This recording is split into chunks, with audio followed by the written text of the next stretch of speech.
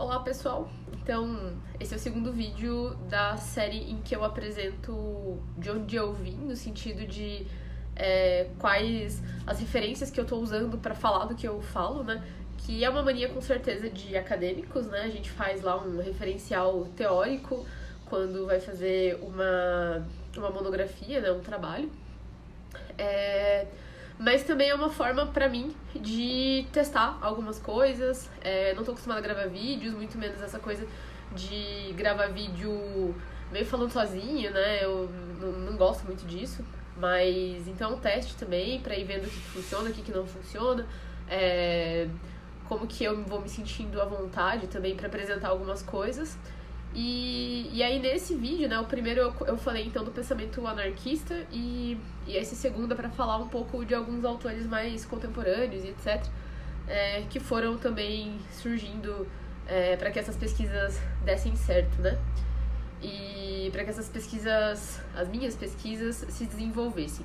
Então acho que é um dos primeiros assim que tá comigo já há um bom tempo, que é o Foucault, Michel Foucault, o filósofo francês, que junto, né, os anarquistas também, mas acho que ele que me fez compreender isso, que vão pensar essas relações de poder de uma forma que não é uma entidade oprimindo uma outra, né, ou alguma coisa que acontece de cima para baixo, mas ela acontece também de baixo para cima, acontece lateralmente, ela tem outras espacialidades, né, então o poder ele não tá só lá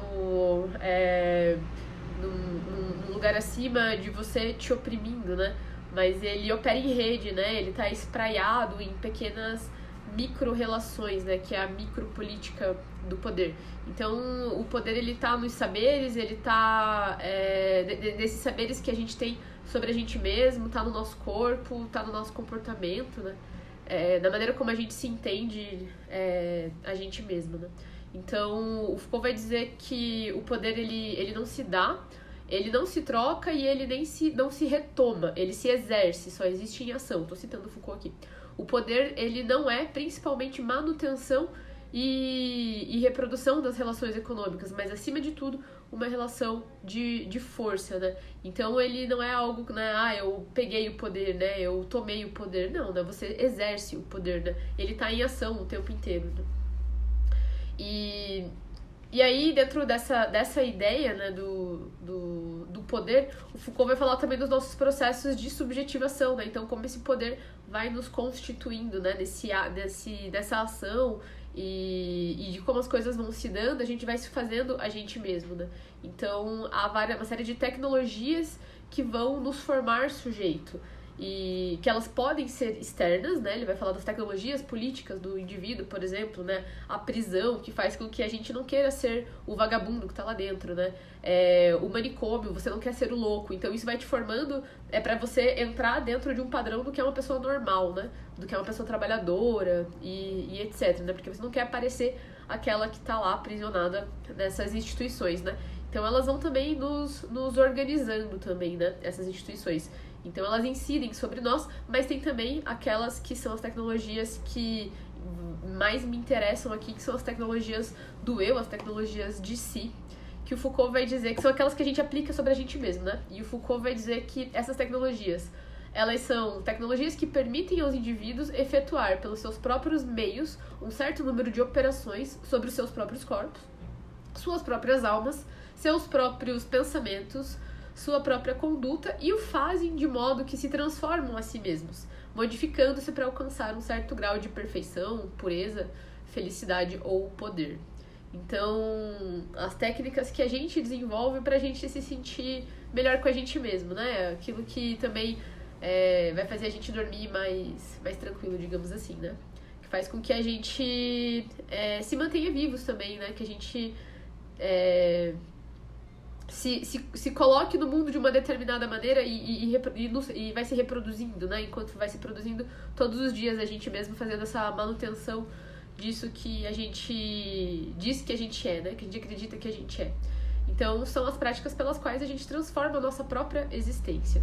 Então, elas não são somente ferramentas externas, são ferramentas de modo de vida, né? A gente organiza a vida a partir delas também. Então são os nossos exercícios de autocuidado, os exercícios de atenção, de disciplina, a meditação, as artes corporais, a escrita, também são possibilidades, ferramentas da gente se construir, né? A gente vai fazendo de uma série de outras maneiras, né? Então, a maneira como eu tenho que sentar, né? Se eu trabalho no escritório, eu tenho que sentar de uma forma, numa postura determinada, aquilo vai fazer com que o meu corpo também adote aquela postura, e aquilo vai fazendo parte de mim, uma maneira de pensar para resolver os problemas que me aparecem ali no meu dia a dia do trabalho, isso vai me formando. Mas eu também tenho ferramentas que fazem com que eu possa olhar para essas coisas todas e desconstruir elas ou produzir outras possibilidades, né? Então, e aí entra, né, a meditação, as artes corporais, a própria escrita, que são os temas por onde a gente vai circular aqui. Então, são também tecnologias que fazem com que a gente possa se reinventar, né? Da gente, naquela ideia do Arthur lá do se reinventar, essas tecnologias nos possibilitam que a gente faça isso. E aí, a gente tem uma certa, dentro desse processo todo, a gente tem uma certa autonomia pra gente se construir, né? Então a gente tem uma certa liberdade de escolher como a gente vai fazer isso. Mas essa liberdade, ela também não é exatamente plena, né? Como querem que a gente acredite. A gente sabe que a gente tem algumas leis que a gente tem que responder, né? E às vezes, e aí vai depender do quanto a gente tá compactuando com essas normas, né? Então, se o seu pai disse que determinada coisa é certa e outra coisa é errado, vai do quanto você vai pegar essa informação e vai compactuar com ela, né? E geralmente a gente compactua com várias informações, né? A gente, mesmo a gente vai fazendo algumas leituras mais críticas de algumas coisas, e aí vai percebendo que, nossa, né, essa ideia aqui me foi dada, foi apresentada por uma determinada situação e eu absorvi isso, né? Então, mas tem uma certa autonomia também, né? Em relação às tecnologias de si, também tem uma certa autonomia, mas a partir dos princípios que a gente constrói pra gente mesmo, né?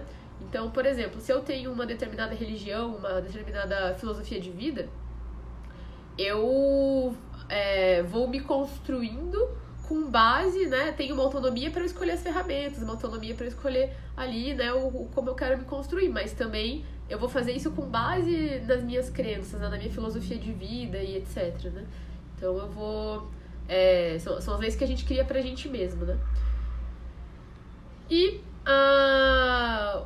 acho que uma outra coisa que o Foucault ajuda também a gente a pensar, e que é uma ideia que eu trago nesse projeto, é que ele diz que um dos papéis dele ali, né, seria mostrar que muitas das coisas que formam isso que a gente pensa que são universais, né, muitas das nossas visões de mundo, do que a gente acredita, do que é a verdade, etc., elas são, na verdade, resultado de alguma mudança histórica precisa, né?